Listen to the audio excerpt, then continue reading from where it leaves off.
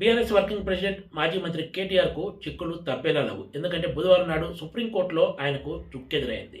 గత కొంతకాలంగా తెలంగాణ సర్కార్ ఆయనపై నమోదు చేసిన ఫార్ములా ఈ రేస్ కేసుపై కేటీఆర్ పదే పదే ఇది లొట్టపీస్ కేసు అంటూ కామెంట్స్ చేస్తున్నారు. ఇందులో అసలు ఎలాంటి అవినీతి జరగలేదని, తనను రేవంత్ రెడ్డి సర్కార్ ఏమీ చేయలేదంటూ వ్యాఖ్యానిస్తూ వస్తున్నారు. కానీ ఈ తరుణంలో బుధవారం నాడు ఆయనకు సుప్రీంకోర్టులో కూడా ఏమాత్రం ఊరట లభించలేదు.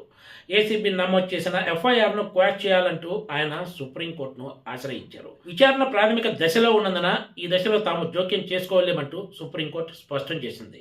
ఒక మాటలో చెప్పాలంటే కేటీఆర్ క్వాష్ పిటిషన్ను డిస్మిస్ చేసింది. అయితే కేటీఆర్ లాయర్లు తామే పిటిషన్ ఉపసంహరించుకుంటామని చెప్పడంతో అందుకు అనుమతించింది. దీంతో రాబోయే రోజుల్లో ఫార్ములా ఈ రేస్ కేసులో ఎలాంటి పరిణామాలు చోటు చేసుకుంటాయో అన్న ఆసక్తి బీఆర్ఎస్ వర్గాల్లో నెలకొంది.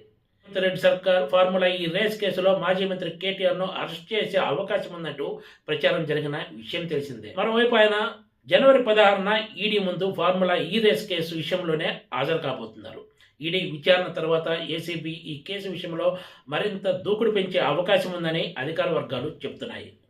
అసలు తనపై కేసును నమోదు చేయడమే సరికాదన్న రీతిలో కేటీఆర్ బహిరంగంగా వ్యాఖ్యలు చేస్తున్నారు. అందుకే ఆయన తెలంగాణ సర్కార్ నమోదు చేసిన కేసును లొట్టపీస్ కేసు, ఇది ఏమాత్రం నిలబడదు, ఇందులో ఎలాంటి అవినీతి జరగలేదంటూ తనకు తాను జడ్జిమెంట్లు ఇచ్చుకుంటున్నారు, సర్టిఫికెట్స్ ఇచ్చుకుంటున్నారు. ఒకసారి ప్రభుత్వం కేసు అంటూ నమోదు చేసిన తర్వాత దానిలో ఉన్న నిజాలు ఏమిటి అన్నది తేలాల్సింది కోర్టులోనే. దగ్గర 10 ఏళ్ల పాటు మంత్రిగా పనిచేసిన కేటీఆర్కు ఈ విషయం తెలియదా అంటే ఖచ్చితంగా తెలుసు. కావాలని ప్రజల్లో ఒక రకమైన ఇంప్రెషన్ కలగజేయడం కోసమే తానేమి తప్పు చేయలేదన్న రీతిలో కేటీఆర్ పదే ఇదే మాటలను చెప్తూ వస్తున్నారు. కానీ కేటీఆర్ లొట్టపీస్ కేసుగా చెప్తున్న ఈ విషయంలో కూడా సుప్రీంకోర్టులో ఆయనకు ఎలాంటి ఊరట దక్కలేదు. నిజంగా కేటీఆర్ చెప్తున్నట్లు ఫార్ములా ఈ రేస్ వ్యవహారంలో ఎలాంటి తప్పు జరగకపోతే కోర్టుల్లో కేటీఆర్ పై నమోదైన కేసు కొట్టివేస్తే ఖచ్చితంగా అది కాంగ్రెస్ సర్కార్కు ప్రతికూల అంశంగా మారుతుండటంలో ఎలాంటి సందేహం లేదు. అయితే అసలు విచారణ జరగకముందే ఏసీబీ కేసు నమోదు చేసినప్పటి నుంచి కేటీఆర్ ఆగమాగమవుతున్న తీరు అటు అధికార రాజకీయ వర్గాల్లో హాట్ టాపిక్గా మారింది.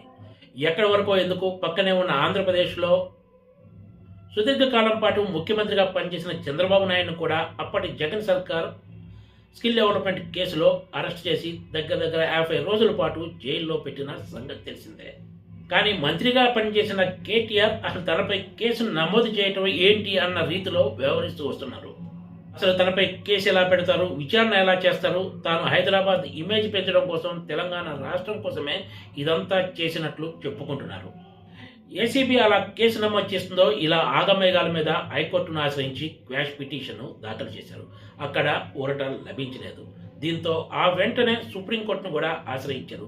ఇప్పుడు సుప్రీంకోర్టులో కూడా అంటే బుధవారం నాడు ఆయనకు ఎదురు దెబ్బ తగిలిందనే చెప్పాలి. ఏసీబీ నమోదు చేసిన ఎఫ్ఐఆర్పై కోర్టును ఆశ్రయించే హక్కు కేటీఆర్కు ఉందనే విషయాన్ని ఎవరూ కాదనలేరు. కానీ ఈ కేసు విషయంలో కేటీఆర్ ఆగమాగమవుతున్న తీరు చూస్తేనే పలు అనుమానాలు వ్యక్తమవుతున్నాయనే చర్చ సాగుతుంది. ఇప్పుడు అన్ని దారులు మూసుకుపోవడంతో రాబోయే రోజుల్లో అటు ఈడీ ఇటు ఏసీబీ కేటీఆర్ విషయంలో ఎలాంటి వైఖరి తీసుకుంటాయన్నదే అందరిలో ఆసక్తి రేపుతున్న పరిణామం. రానున్న రోజుల్లో ఈ కేసుకు సంబంధించి కీలక పరిణామాలు చోటు చేసుకునే అవకాశం ఉందని అధికార వర్గాలు చెప్తున్నాయి.